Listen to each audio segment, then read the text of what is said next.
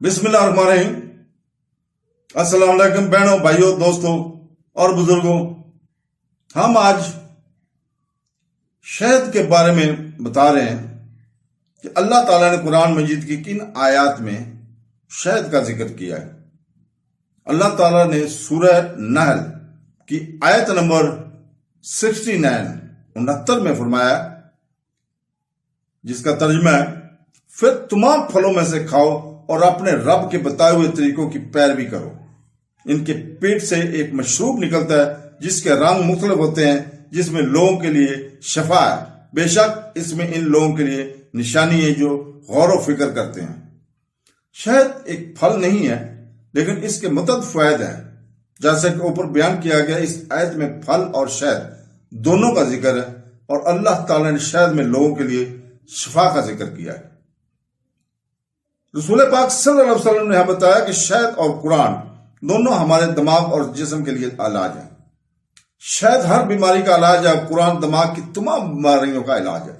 इसलिए मैं आपको कुरान और शहद दोनों का इलाज तजवीज करता हूं।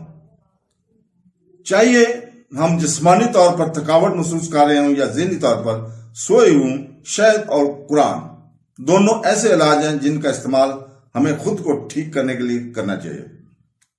रमजान मुबारक में कुरान का महीना है, जिसमें हमें अल्लाह के कलाम से अपने दिलों की परवरिश करनी चाहिए। अल्लाह की नेमतों पर गौर करने का महीना भी है।